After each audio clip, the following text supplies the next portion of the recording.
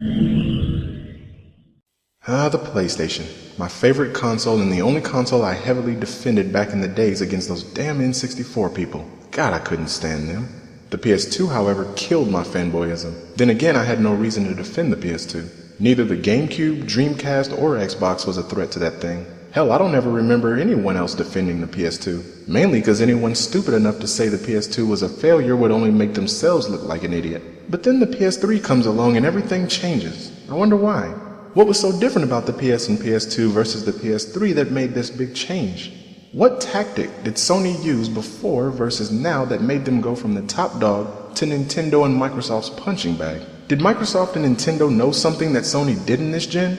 Or did Sony simply just have a string of bad luck?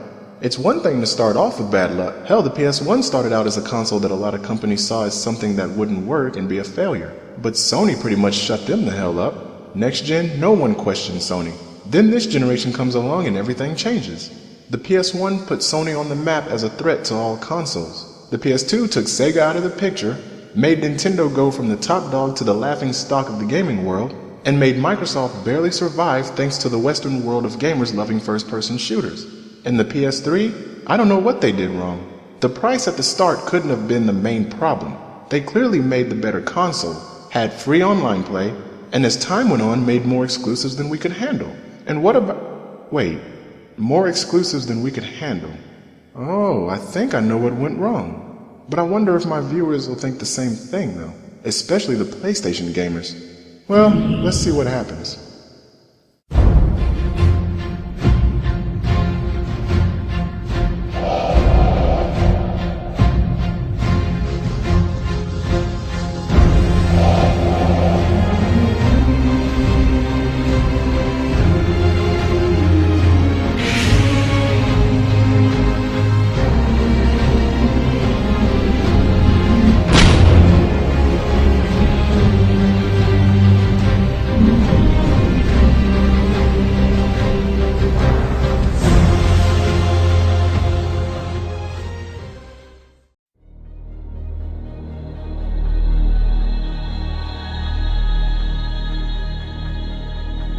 Good to be back.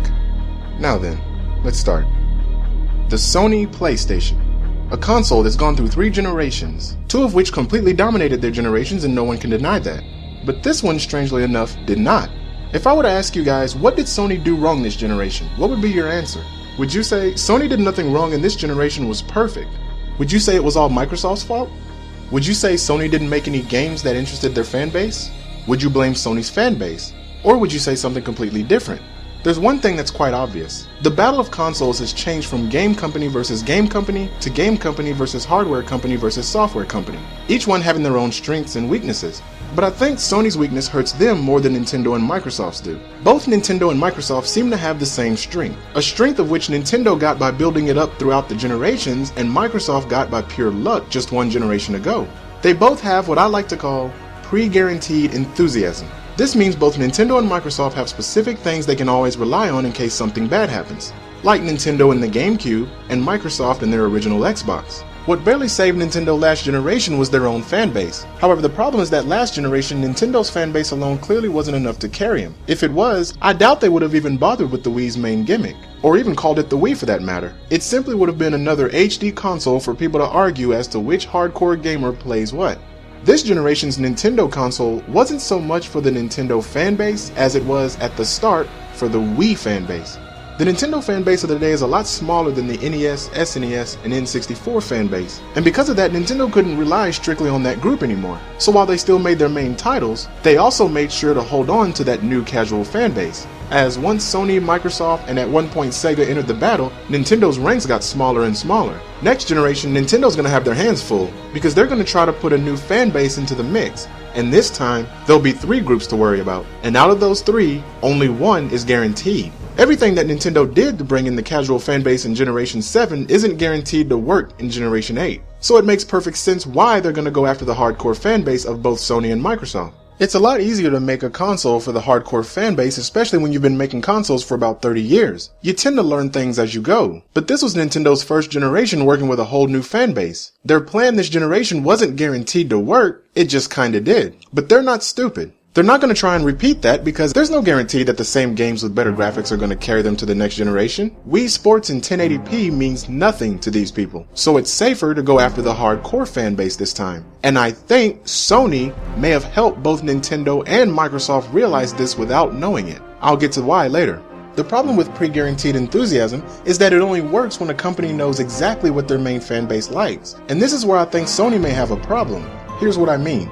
It was pretty obvious last generation that Nintendo barely made it and Microsoft was pretty lucky enough to barely pass through with one game. This generation, Nintendo already knew what games their main fan base liked. Microsoft also knew what their main fan base liked, as well as what was becoming the next big thing. If I asked you guys what games are guaranteed for both Nintendo and Microsoft, you'd be able to easily answer that question. But if I ask you guys what games can Sony rely on next generation, what would be your answer? The only games that seemed like console sellers was Metal Gear Solid 4 and Gran Turismo 5.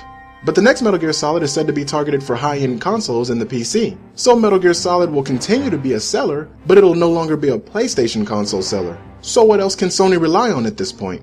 One assumption that a lot of people made, and one that I even believed at the start, was that the main reason why Sony kept making exclusives and new IPs was because they wanted to give their fan base a big gaming experience with many different titles that all offer different experiences. However, it's starting to look like Sony's trying desperately to figure out what games their fan base likes the most. What seemed to really hurt Sony the most this generation is that unlike Nintendo and Microsoft, they've spent more time and money trying to figure out what their fan base wants as opposed to spending time and money on what they already know their fan base likes. And this is a very bad position to be in, especially when you're close to a new generation. If anything, this generation was Sony trying out so many different things to see what worked and what didn't, and Nintendo and Microsoft were clearly watching Sony's actions. They pretty much learned all the rules in a stage show of what not to do in running a console business. Hell, Sony not only spent a lot of money on their fan base, but they also spent a lot of money on Nintendo's fan base. What do I mean? Back when Sony showed us the PS Move, a lot of people thought that it was rather hypocritical for them to make something like that after saying it was a gimmick, especially when a lot of their fan base suddenly liked it too. However, I don't think Sony's actions were really hypocritical. I just think people got the wrong idea about what and who the Move was actually meant for. Without really thinking about it, one could come to the conclusion that Sony made the Move for their own fan base. But the reason why people came to that conclusion was because the majority of the people that bought it was their own fan base. If Sony wanted to compete with Nintendo for Sony's own fan base, they would have made the Move a long time ago. Instead, they simply added the 6-axis into the controller, hoping that'll do it. Plus, any of Sony's fans that like motion controls by the time Sony made the Move would have already bought a Wii and either still had it and played it, or hated it and took it back. This thing was Sony's way of telling both of Nintendo's fan bases, i.e. the hardcore Nintendo fan base and the casual fan base, hey, if you guys like motion controls, then you'll love this version of it. It's more precise and our versions of games look 10 times better. The problem is that didn't really work for either group. Sony tried to steal Nintendo's casual fan base by using the worst tactic possible for casual gamers. Buy our product, it has better hardware and graphics. There's just one problem with that. The casual fan base doesn't care about graphics and hardware. That's what you save for the hardcore fan base. But no one really knew that ahead of time. And I think that's when Sony, while not intentionally, gave Nintendo all the knowledge they needed for what to do and not to do next generation. That's why I believe that the reason why Nintendo's going after the hardcore fan base next generation is because they learned from Sony that the casual fan base A is very unpredictable and B could care less about graphics and hardware. So if Nintendo has to choose their next action, clearly they're going to go after the more predictable hardcore than they will the unpredictable casual. If the PS Move ended up being a huge success, then the Wii U would have better graphics and hardware, but still aim towards the casual gamers. However, after seeing what Sony did, they made it stronger for a newer and more guaranteed fan base. Sony may not have realized it, but this generation they've spent more time helping out their competition than they have beating them, by teaching them the don'ts. I know a lot of you guys noticed that Microsoft isn't making a lot of exclusives. Why? Simple. Because their competition showed them what happens when you do. So why would they mimic Sony's actions? Only for them to be put in the same situation, which explains why they're mimicking Nintendo more by spending most of their time lately on the casual group. Microsoft seems to be going after the casual group, but in a completely different way than Nintendo did. This tells us that Microsoft may be greedy, but they sure as hell aren't stupid. They aren't going to make a bunch of new IPs that no one buys, only to end up losing a lot of money. Clearly, someone who works for Microsoft had to have noticed what was happening to Sony and said, the last thing we need to do right now is make a bunch of games that may not sell. Let's simply stick to what we already know sells and go after another fan base like Nintendo did, but in a completely different way. So Microsoft learned two things from Sony this generation that I'm sure will carry over to the next gen. One thing they learned was, don't make a lot of exclusives and new IPs, it's safer to just stick to what you already know works, and that while majority of today's hardcore gamers like the same thing with better graphics, casual gamers do not. Remember guys, both Sony and Microsoft started going after the casual fan base, but did you notice how Sony's not really doing it anymore while Microsoft is still hard work at it? A lot of people may think it's because Sony cares more about the hardcore fan base, but I see it as Sony simply going right back to step one again, looking for those titles that they know they can rely on. But this generation is just about over. When you look at it like this, it now makes perfect sense why Sony keeps copying their competition this generation. It's not because they can't come up with their own idea, it's because if they can't even figure out what the hell their own fan base likes, then Sony may feel that it's easier, as well as safer, to do exactly what their competition does in hopes of stealing the fan base of their competitors. Especially when you as a company know more about what your competitor fans like than sadly, you do your own. It's clear that Sony knows how to make some of the best hardware, as expected from a hardware developing company. Anything that Nintendo or Microsoft makes hardware-wise, we all know that Sony can easily make better. But as we've all seen and learned, Sony's knowledge of hardware alone just isn't cutting it. Sony kinda seemed this generation as though they were lost, as if they had no idea what to do. It started out rather easy for them, but this generation their competition proved to have more knowledge of their own fan base and were always one step ahead of them, while at the same time having the advantage of learning from every mistake Sony made. Now sadly, the only way I can see Sony rising back to the top is if two things happen. One, casual gamers get bored of gaming and go to something else, and two, shooters die out letting the other genres take over again, which was Sony's biggest advantage before. So what do you guys think?